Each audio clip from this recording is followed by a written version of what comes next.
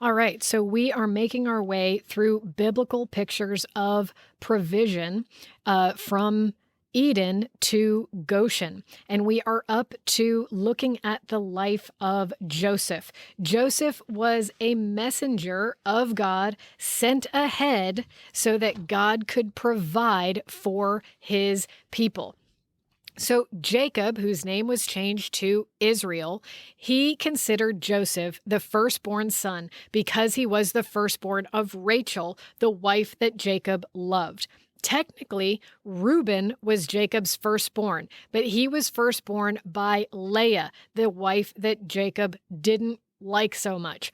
But so Reuben was technically the firstborn, but Joseph was considered the firstborn by Jacob. Joseph was favored by Jacob in every possible way. And because of that, Joseph's brothers were very jealous of him. And then, to make matters worse for Joseph, God gave Joseph two very important dreams. And in these dreams, it was graphically expressed in visual ways, in the language of dreams, that all of Joseph's brothers were going to, and his whole family, even his mother and father, were going to bow down to him. Were going to serve him, be in subservience to him. So Joseph's brothers hated him all the more. Now, it does say, and this is interesting, that Jacob considered these things. You know, Jacob, he kind of gave a snappy response, like, what, are your mother and I, we're going to bow down to you too? But Jacob knew better. He was the covenant carrier of God. This was the son that he loved. And so, he's like, okay, I'm going to take that into consideration. It reminds me of Mary when she went and brought baby Jesus to the temple at 8 days old to name him and circumcise him and dedicate him to the Lord. And, Jesus as an infant is prophesied over, and Mary treasured these things in her heart, stored these things in her heart to discover and to see in expectation of what this child was going to become. So it reminds me of that. That's how Jacob responded to Joseph's dreams. But Jacob's other sons, that's not how they responded. They responded like, we got to get rid of this kid. He's annoying and arrogant, and he thinks that he's going to rule the whole world or something like that, and that we're going to serve him when he's the runt of this litter. I don't think so. So they plotted to kill him, and instead of killing him, they thought the better of it, and instead they threw him in a pit. They sold him to slave traders, and they took his robe, his multicolored robe. You're probably familiar with the story. They poured some blood on it, animal blood on it, so that it would look like Joseph had been ravaged by some wild animal. They tore it up and made it look like it had been this ferocious fight, and they brought that robe back to Jacob, and Jacob was deeply, deeply grieved because he believed that Joseph was dead. But Jacob didn't know that Joseph was alive. And not only was Joseph alive, but God was with Joseph. Wherever he went, God was watching over his word for the sake of his people. So God had spoken. A dream is like a word of God. It's subject to interpretation, so it's not as clear as a spoken word. It's not as clear as a written word, but a dream is like the word of God. And so God was watching over his word, his revealed will in the life of Joseph, and it was for the sake of his people. It was not for Joseph's exaltation, although that's what it can look like, but Joseph's exaltation, even that, what are we? We are blessed to be a blessing. We are exalted to be a blessing. Joseph was exalted eventually for the sake of bringing blessing to the covenant people of God. But we're getting ahead of ourselves. So When Joseph was sold into slavery, he was purchased by a man named Potiphar. And so Potiphar, Joseph served him as a slave, and then Joseph was promoted to be the head of the household. Why? Because it was evident that God was with him. So this is the same dynamic that you see in Jacob serving in the house of Laban. It didn't take Laban long to figure out that there was something supernatural and something really special about Jacob. And Laban figured it out. I got to keep that guy because everything he touches prospers. Everything he touches is blessed. There's something special about that guy, so I want to keep that in my house. I want that blessing for myself. And so Potiphar figured out the same thing. Now the blessing was on Joseph. And so everywhere Joseph went, he was blessed because God was with him. Well, then Joseph, he was so blessed that the wife of Potiphar wanted to sleep with him. Well, Joseph, he was determined not to sin against God. So Joseph was falsely accused. He didn't ever sleep with Potiphar's wife. He's falsely accused. He's put in prison. But because God was with him, he became the head steward in prison. Why? Because the head of the prison, he figured out, there's something special about that guy. I should put him in charge and things will go better because he's really got it going on. Okay, so then God enabled Joseph, and there are a whole lot of stories. We're kind of going pretty fast through the stories, but read these stories on your own time in the book of Genesis. But I'm trying to show you that the provision and the protection and the blessing of God can be with you even if your circumstances don't look like the human concept of blessing. Being a slave does not look like the human concept of blessing. And some of you listening in different parts of the world, you are in difficult or oppressive parts of the world where you are oppressed. But nevertheless, in the midst of your oppression, God is with you.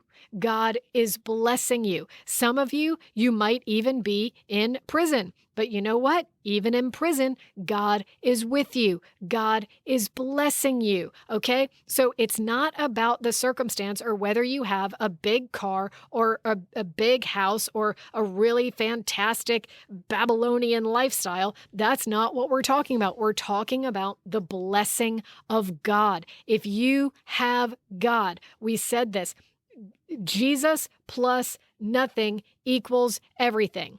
0 plus Jesus equals everything. Okay, if you've got the blessing of God, you've got everything. So eventually, God enabled Joseph to interpret Pharaoh's dreams. Well, God had given dreams to Pharaoh because Pharaoh was the ruler of the nation. So don't think Abraham made this mistake. Other people have made this mistake. The mistake was to think that there's no fear of God in a place, or to think that God can't speak through or to a Gentile ruler. Josiah also made that mistake. He didn't think that God would have spoken to Pharaoh Necho. That's in a different part of the scriptures in Kings and Chronicles. But God spoke to Pharaoh through a dream. But Pharaoh didn't know the interpretation. It took a man of God to give the interpretation to him. And what God was communicating to Pharaoh through that dream as the leader of the land of Egypt and the nation of Egypt was that there was about to be famine. In 7 years, there was going to be a famine for 7 years. That's what the dream was saying. And Joseph interpreted that dream. So from there, Pharaoh appoints Joseph over all of Egypt. Joseph became the number 2 guy in the whole world under the most powerful guy in the world at that time, who was Pharaoh. Joseph was the number 2. So there was famine that was going to come over the whole earth, and Joseph was about to be in charge of the only country that actually had grain, both to eat and to sell. Wow, this is the amazing provision of God for his people. The problem is that the rest of his people don't know that this is happening. The brothers, they don't know if Joseph was killed when he was sold into slavery, and Jacob already thinks that Joseph is dead. But Jacob, We touched on this. Jacob sent his sons, who were Joseph's brothers. He's staying in the land of Canaan. He is determined to stay in the land that God promised to his father and grandfather, Abraham and Isaac. And so he's staying in the land. He sends some of his sons to Egypt because word gets out that when there's famine in all the land, Egypt has grain. And they have grain because they had this master scheme for storing the grain for all these past years. It's almost like they had a heads up of what was coming. It was like that because they did, because God spoke to Pharaoh through a dream, and then God interpreted that dream through Joseph. And so Joseph, when the brothers come to him, they didn't recognize him at first, but Joseph recognized them. And when Joseph recognized his brothers, he wept because he understood the purpose of God. In explaining the hardships of his life, he understood that the purpose of God was not about him. The purpose of God was to provide for his covenant people. Joseph got it, even though the brothers did not yet recognize him. And so he tested them. I know we're going quickly through the story. I encourage you to read it for yourself. But he tested them to see their sincerity and check them out. And then after he had tested them, finally, he revealed himself to them. But look at what is so beautiful about what he said. And I know there are other parts of what Joseph said in a later passage after Jacob has died, and that gets highlighted a lot in the life of Joseph. But this is a passage, this is what Joseph says to his brothers as soon as he reveals himself to them. This is Genesis 45, starting with verse 4. So Joseph said to his brothers, "Come near to me, please." And they came near. And he said, "I am your brother Joseph, whom you sold into Egypt. And now do not be distressed or angry with yourselves because you sold me here. For God sent me before you to preserve your life. For the famine has been in the land these 2 years, and there are yet 5 years in which there will be neither plowing nor harvest. And God sent me before you to preserve for you a remnant on the earth and to keep alive for you many survivors." Do you see that? He gets it. God did this. You know, maybe it didn't make sense to me why you were so cruel and why you dropped me in a pit and left me for dead and then sold me to slavery. And then I was in this guy's house, and then I got falsely accused, and then I was in prison, and then people forgot about me there, and then finally I'm here. But now God, all of that was God's plan to preserve you, to preserve a remnant of his covenant people in the earth, and to keep alive many survivors. So this is now verse 8. It was not you who sent me here, but it was God. He has made me a father to Pharaoh and lord of all his house and ruler over all the land of Egypt. Hurry and go up to my father and say to him, 'Thus says your son Joseph.'" Now imagine, Jacob thinks he's dead. Now Joseph is sending a message to him. Joseph said, "God has made me lord of all Egypt. Come down to me and do not tarry. You shall dwell in the land of Goshen, and you shall be near me, you and your children and your children's children and your flocks and your herds and all that you have." So it wasn't just about the people. This is all of their possessions were going to receive this protection from God in the days of famine, where when there's famine, you're selling all your stuff just to keep on surviving. You will sell everything you own just for a loaf of bread. But for the people of God, Joseph is saying, bring yourselves, bring all your stuff. You don't have to do that. You don't have to do what the rest of the world is doing, because verse 11, in Goshen, there I will provide for you, for there are yet 5 more years of famine to come. so that you and your household and all that you have do not come to poverty. Do you see this? How God has provided.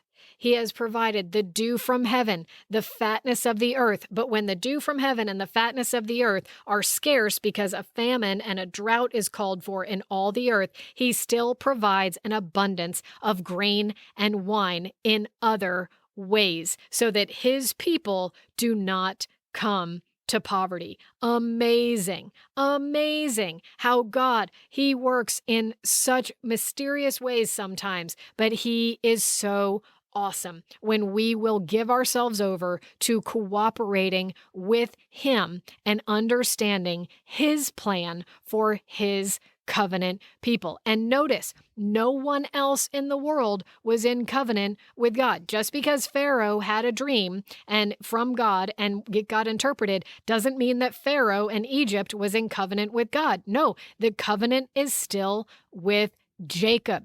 Jacob is the covenant carrier in this generation. And Jacob, whose name was changed to Israel, he has 12 sons. They become the 12 tribes of Israel, and they are the covenant carriers. They start to expand after this, right? And we talked about how God said to Jacob, go down to Egypt because there you're going to multiply. I'm going to cause you to multiply and I'm going to make you into a great nation there. But at this point in time, Jacob is the singular covenant carrier in covenant relationship with God, the only one in the world in covenant with God in this day. So they come down to Egypt, and Pharaoh gives them the best of the land. Now, how does that happen? It's because of Pharaoh's relationship with Joseph. Joseph had been such a blessing to Pharaoh that Pharaoh gave the Israelites, the descendants of Israel, the tribes of Israel, the best of the land. It's the land of Goshen. So now, most likely, this land was in the Fertile Crescent of Egypt in the Nile Delta. That's most likely where Goshen is. We don't know, but that's where we can guess that it is because it would be the most fertile, the most opulent provision because there's such a wonderful and amazing fresh water source constantly. The ground is very watered there. I've been very blessed to be at the top of the Nile in Uganda and at the bottom of the Nile in Egypt, and it's a great river no matter where you're on it, so hallelujah. But anyway, they're in the best part of the land of Egypt, which is the land of Goshen. And so they received the best and the most fertile land because they were relatives of Joseph. And we can see this in the scriptures. So Genesis 47, starting with verse 6, and then we'll jump to verse 27 after that. The land of Egypt is before you. Settle your father and your brothers in the best of the land. This is Pharaoh speaking to Joseph.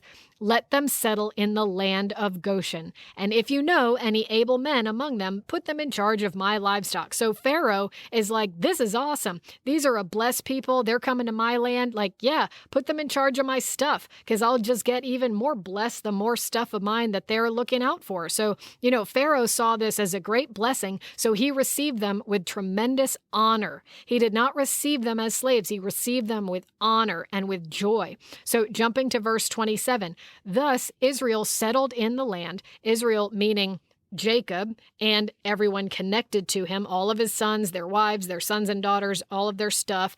Israel, as a collective, settled in the land of Egypt, in the land of Goshen, and they gained possessions in it and were fruitful and multiplied greatly. So again, we're seeing fruitful and multiply greatly. Ding, ding, ding. What does that remind you of? We're back to the original blessing of God, God's design for mankind. What did he say?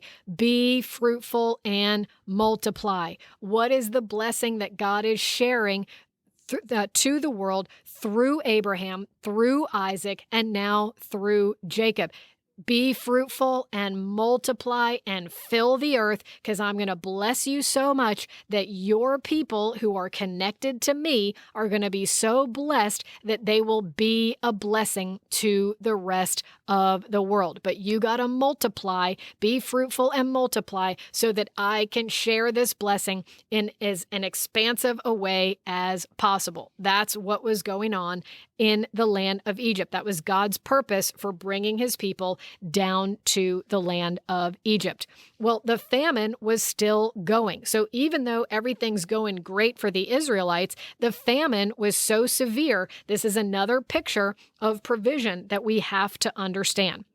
The famine was so severe all over Egypt and Canaan, all over the world, that people spent all their money, they exchanged all their livestock, they exchanged all their land, and eventually they gave themselves over as slave laborers to Pharaoh so that they could eat food. And this is a longer passage, but we're going to read through it. I want you to see how this breaks down, because what did we talk about in the last class? We said, don't be like Esau. Don't sell out for a bowl of soup. Well, guess what? When there's famine in the land, when you're not connected to God, all you have to do is spend all your money, sell all your livestock, give all your land away, and eventually all you've got is to sell yourself. This is what's going on in the land of Egypt. And what it leads to is government-owned everything. Government control of all assets, all resources, everything, including your own body, including your own life. So listen carefully. This is Genesis 47. This is the breakdown of how the whole world came under the governmental control of Pharaoh in this day. Why? Because he had the food. He had the stuff. Okay, so Genesis 47, starting with verse 13. Now there was no food in all the land, for famine was very severe, so that the land of Egypt and the land of Canaan languished by reason of the famine. And Joseph gathered up all the money that was found in the land of Egypt and in the land of Canaan in exchange for the grain that they bought. And Joseph brought the money into Pharaoh's house. And when the money was all spent in the land of Egypt and in the land of Canaan, all the Egyptians came to Joseph and said, "Give us food. Why should we die before your eyes? For our money is gone." And Joseph answered, "Give your livestock, and I will give you food in exchange for your livestock if your money is gone." So they brought their livestock to Joseph, and Joseph gave them food in exchange for the horses, the flocks, the herds, and the donkeys. He supplied them with food in exchange for all their livestock that year. And when that year was ended, they came to him the following year and said to him, "We will not hide from my lord that our money is all spent. The herds of our livestock are my lord's. You already own them. There is nothing left in the sight of my lord but our bodies and our land. Why should we die before your eyes, both we and our land? Buy us and our land for food, and we with our land will be servants to Pharaoh. And give us seed that we might live and not die, that the land might not be desolate." So Joseph bought all the land of Egypt for Pharaoh, for all the Egyptians sold their fields, because the famine was so severe on them. And the land became Pharaoh's. As for the people, he made servants of them from one end of Egypt to the other. Okay, so did you see it? It couldn't be more clear. And we're going to see things like this happen in the governments of the world in our day. There will be a scarcity of supply wherever you are in the world, even if that's not the reality of your life right now, wherever you are living, there will be a scarcity of supply in the world.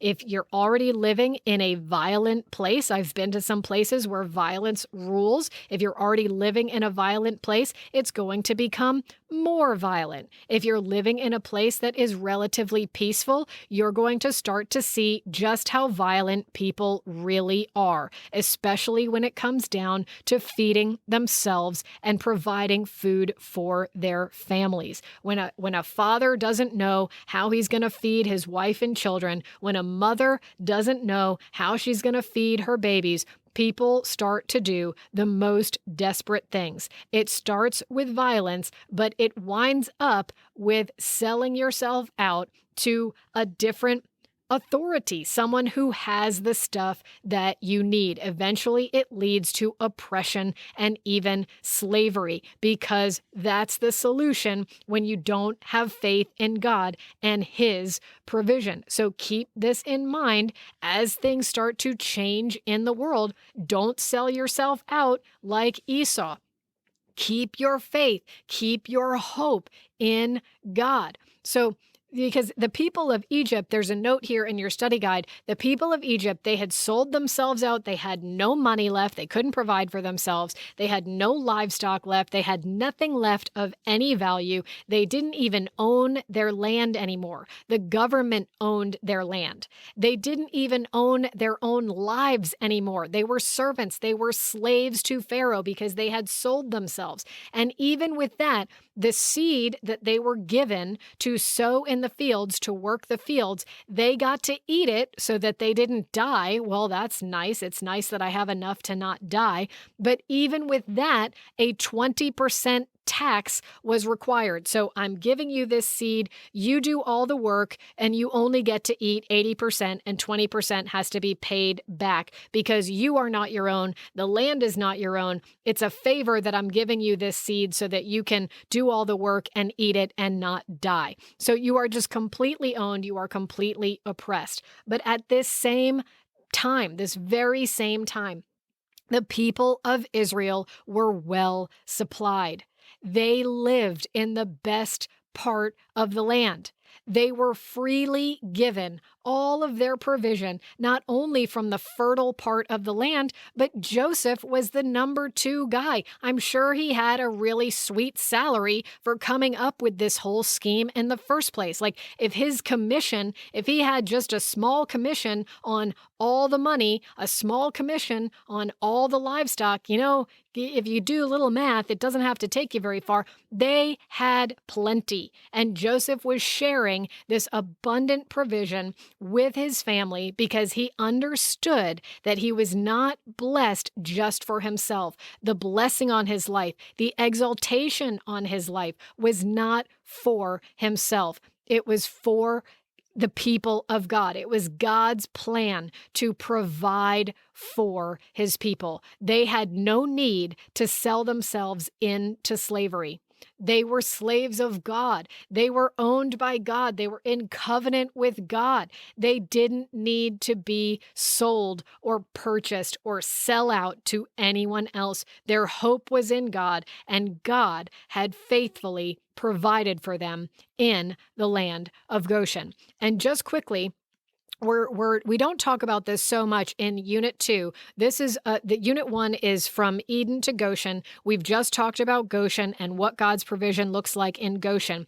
As we go on to the other biblical pictures of provision, we're not going to talk about Goshen being the place where the plagues are poured out in Egypt. We just got to get out of slavery and into the wilderness because there's so much to talk about there. But I want to take a moment here and just highlight to you that 400 years later, Israelites have been finally, once Joseph is gone and there's another Pharaoh that doesn't know anything about the story, and he sees that the Israelites are multiplying like crazy, and he's afraid that they're going to try to take over the nation. And so he puts them into forced labor. He puts them into slavery, but they're still living in the land of Goshen. Well, eventually we've got the whole story. God calls Moses. Moses comes. He says 10 times to Pharaoh, hey, why don't you let the people of God go? Let the people of God go. We got to go worship God in the wilderness. Let the people of God go. And Pharaoh's like, no, why would I want to do that and lose all this free labor? Like, I'm not doing that. And so God pours out these plagues on Egypt to show his sovereign power. and to deliver his people by miracles and signs and wonders. But something very interesting happens in the land of Goshen. What happens is by the third plague, so there are a couple plagues that go by, and it happens in the whole land everywhere. But then by the third plague that is poured out, God, the scripture says, begins to make a distinction between those who are his and those who are not. And so when the plague was poured out on the land of Egypt, because Pharaoh refused to let the people of God go, the plague would be on the land of Egypt, but it would not be on the land of Goshen. So there are frogs, these like demonic frogs everywhere all over the land of Egypt. There are no frogs in Goshen. There is darkness, the whole land in the middle of the day. It's pitch black. It's dark like there is no sun.